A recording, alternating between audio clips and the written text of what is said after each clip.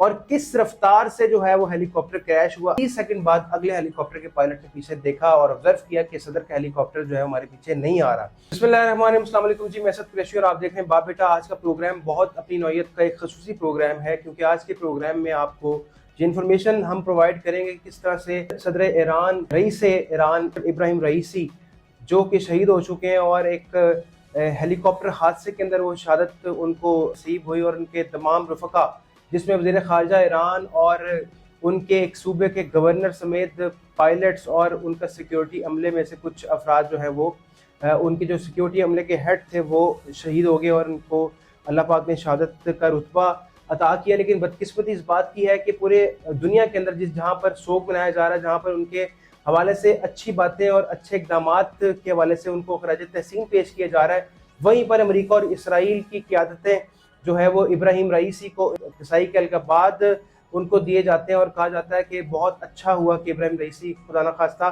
اس دنیا سے چلے گئے. بدقسمتی کی بات ہے کہ اس طرح کے پڑھے لکھے لوگوں کو کم از کم یہ شعور ہونا چاہیے کہ ایک شخص اس دنیا سے چلا گیا تو اس کے بارے میں اگر آپ اچھے الفاظ نہیں کہہ سکتے تو اس کے حوالے سے اس طرح کے برے الفاظوں سے اس کو یاد نہ کیا جائے. آج کے پروگرام میں کس طرح سے ان کا ہیلی کاپٹر کریش ہوا، کس طرح سے ان کا ہیلی کاپٹر کا رابطہ اگلے اور پچھلے ہیلی کاپٹر سے منقطع ہوا، اور کس رفتار سے جو ہے وہ ہیلی کاپٹر کریش ہوا، آج کے ہم اس پروگرام کے اندر آپ کو بتائیں گے. سب سے پہلے ابا جان کے پاس چلتے ہیں، اور ابراہیم رئیسی ان کی پیدائش کہاں پر ہوئی، ان کی اسکولنگ کہاں سے تھی، اور پھر انہوں نے ڈاکٹریٹ ڈگری حاصل کی. پھر بتایا گیا کہ پروسیکیوٹر مختلف ایران کے شہروں کے پروسیکیوٹر رہے، اور پھر کرتے کرتے 2021 میں صدر ایران کا جو ہے انہوں نے حلف اٹھایا. اس وقت موجودہ صدر کی حیثیت سے ان کی جو ہے وہ شہادت بھی عمل میں آئی. بس یہ افسوسناک پہلو ہے، سانحہ ہے، اور پوری امہ کے لیے سانحہ ہے، صرف ایرانیوں کے لیے نہیں، پوری مسلم امہ کے لیے. اب میں سمجھتا ہوں کہ ان کی جو تعلیم ہے اور ان کی جو معاملات ہیں وہ تو اپنی جگہ بڑے اہم ہیں. 14 دسمبر 8 کو وہ جو پیدا ہوئے تو 64-65 سال کی عمر میں یہاں ان کی شہادت ہوئی. تو اس میں ایک جو بات میرے نزدیک بڑی اہم ہے، ایرانی صدر نے بتدریج مراحل طے کیے. پروسیکیوٹر کا مرحلہ تھا، پھر اس سے پہلے ڈاکٹریٹ کی، اس سے پہلے اسکولنگ کی، پھر اس کے بعد ایک دینی مدرسے سے تعلیم حاصل کی.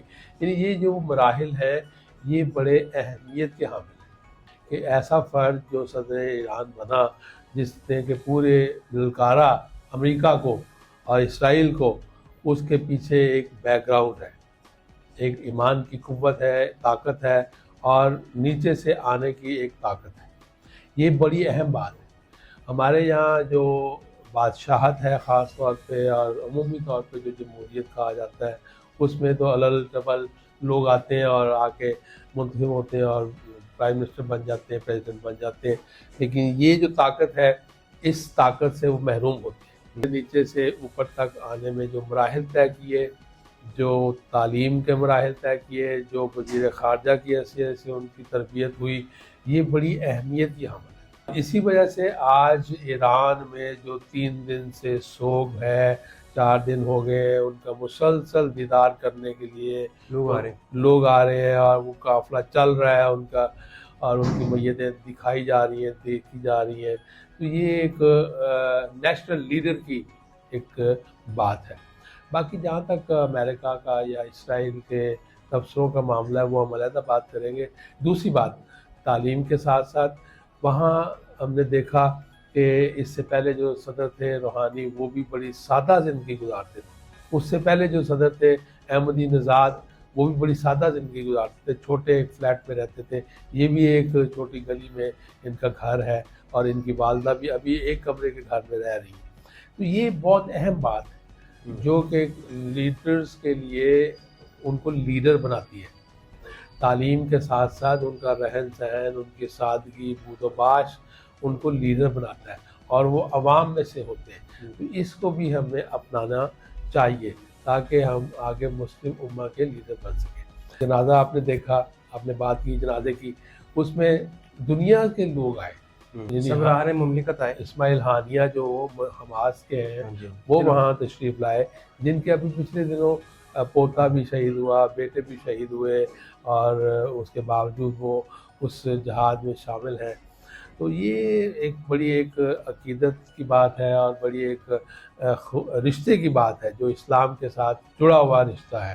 اور یہاں سے پاکستانی وفد کو لے کے جو وزیر اعظم پاکستان گئے ہیں، ان کے علاوہ پورا وفد گیا ہے. تو یہ میں سمجھتا ہوں کہ یہ بہت ہی ایک اہم اور اچھی روایت ہے. ہم بچپن میں سنا کرتے تھے RCD ریجنل کوآپریشن ڈیولپمنٹ، اس میں ایران، پاکستان، افغانستان، ترکیہ یہ ممالک تھے اور ان کی آپس میں ایک ڈیولپمنٹ کی ایک پروگرام تھا. آج تک وہ دوبارہ بحال نہیں ہو سکا. اس کو ہمیں بحال کرنا چاہیے. یہ ابراہیم رئیسی جو ہے اسی نقطے کے اوپر کام کر رہے تھے اور اسی نقطے کے اوپر بھائی چارے کے اوپر چل رہے تھے، ہمسائیگی کے اوپر چل رہے تھے. یہ جو کھٹکا امریکہ کو بھی کھٹکا اور سعودی طاقتوں کو بھی کھٹکا اور یہودی لابی کو بھی کھٹکا. تو اس لیے یہ ثانیہ واللہ عالم اس کے حقائق کیا ہے. لیکن ابھی انیشل رپورٹ کے مطابق جو رپورٹ آئی ہے اس میں بتایا یہ گیا ہے کہ 3 ہیلی کاپٹرز جو ہیں وہ ان کے کانوائے کے اندر شامل تھے اور ہیلی کاپٹر ان کا جو تھا وہ درمیان کے اندر تھا. اور درمیانی ہیلی کاپٹر میں یہ خود موجود تھے، وزیر خارجہ ان کے موجود تھے، گورنر آذربائیجان صوبہ ہے وہاں کے گورنر موجود تھے، اور ان کے ایک نماز جمعہ کے جو امام ہیں آل حاشر وہ موجود تھے.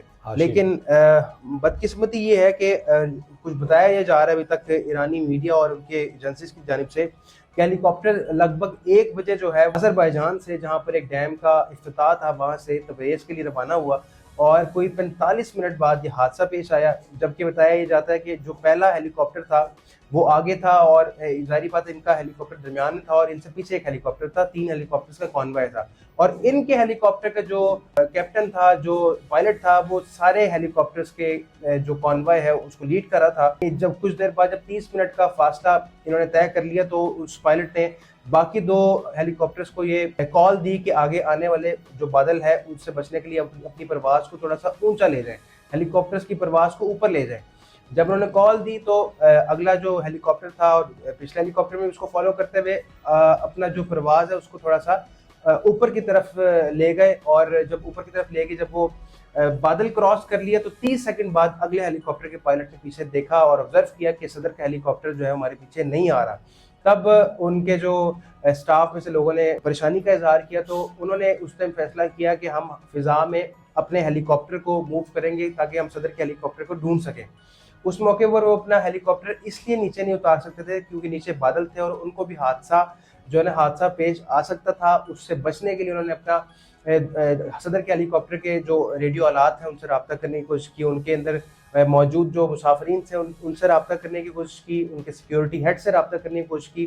بدقسمتی یہ کہ کسی سے بھی رابطہ جو ہے وہ نہیں ہو سکا، کسی قسم کی جو ہے وہ اپڈیٹ نہیں مل سکی کہ صدر کا ہیلی کاپٹر جو ہے وہ کہاں پر ہے، کہاں پر اس کو خدا نہ خواستہ کوئی جو ہے حادثہ پیش آیا یا کسی قسم کی ہارڈ لینڈنگ ہوئی ہے. کسی چیز کے اوپر جو ہے کلیئرٹی نہیں ہو پا رہی تھی. اس کے بعد کچھ دیر بعد جو ہے وہ ان کے نماز جمعہ کے جو امام تھے، آل ہاشم جو امام تھے، انہوں نے کال پک کی اور یہ بتایا کہ صدر کا جو ہیلی کاپٹر ہے وہ بدقسمتی کے ساتھ وادی کے اندر اس کو حادثہ پیش آیا اور وہ کریش کر گیا ہے، جس پر ان کی سیکیورٹی ایجنسیز اور ان کے میڈیا کو بہت زیادہ فکر لاحق ہوئی اور انہوں نے فوری طور پہ آپریشن جو سرچ آپریشن اور ریسکیو آپریشن وہ شروع کر دیا.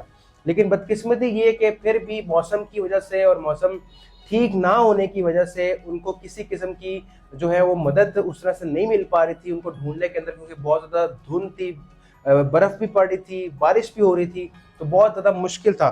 جس کے بعد مختلف ممالک نے ان کو یہ پیشکش کی کہ ہم اس آپریشن میں حصہ لینا چاہتے ہیں اور تاکہ اس آپریشن کو جلد از جلد جو ہے وہ کسی منطقی انجام تک پہنچایا جا سکے. رشیا نے جہاز بھیجے، ٹرکی نے جہاز بھیجے، اپنی سرچ ٹیمز وہاں پر بھجوائی گئیں. تو وہاں پر ترکی کے ایک ڈرون کے ذریعے اس چیز کا جو ہے وہ پتہ لگایا جا سکا کہ ان کا جو ہیلی کاپٹر ہے وہ کس جگہ پر کریش کیا اور وہ کہاں پر موجود ہے. اس کی وجہ بہت ساری اور بھی ریزنز بتائی جاتی ہیں جو حالات حاضرہ کے حوالے سے کہ شاید اسرائیل کا کوئی ہاتھ ہو سکتا ہے یا امریکہ کوئی ہاتھ ہو سکتا ہے، لیکن ابھی تک اس طرح کی کوئی انویسٹیگیشن جو ہے وہ سامنے نہیں آ سکی.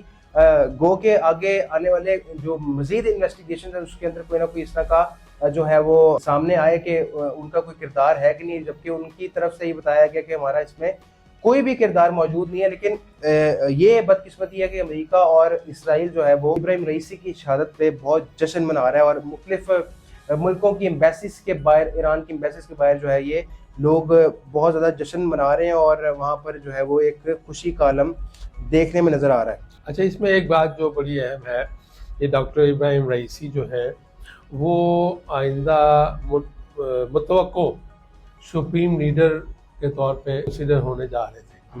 یعنی علی خامنائی جو ہے, آیت اللہ علی خامنائی, وہ 85 سال 87 سال کی عمر کے ہیں اور کچھ عرصہ سے علیل ہیں, تو ظاہر ہے وہاں پہ ایک نیا جو تقرر ہونا ہے, تو ان کا نام بڑا ہاٹ فیورٹ تھا اور یہ سپریم لیڈر کے طور پہ وہاں ایران کے کنسیڈر ہو رہے تھے. تو یہ بھی ایک بڑی اہم بات ہے کہ ایسے فرد کو وہاں اللہ تعالیٰ کی طرف سے کیا واقعات ہوئے, کیا معاملات ہوئے, وہ تو انویسٹیگیشن آئے گی تو معلوم ہو جائے گا. لیکن یہ کہ یہ اس قوم کے لیے بھی بڑا ایک سانیہ ہے کہ ایک ایسا لیڈر جو کہ گریجولی نیچے سے اوپر آیا اور تعلیم بھی حاصل کی, اور اس کے بعد حکومتی عہدوں پہ بھی فائز رہا, اور اس کے ساتھ ساتھ جو انصاف کے عہدے ہیں. اور بتایا جاتا ہے کہ ان کو بہت زیادہ سخت جو ہے وہ جسٹس کے حوالے سے بھی جانا جاتا تھا کہ اگر یہ کسی کیس کے اندر جج ہوتے تھے تو وہاں پر بہت زیادہ کڑا انصاف جو ہے وہ دیکھا جاتا تھا کہ انصاف کرتے تھے.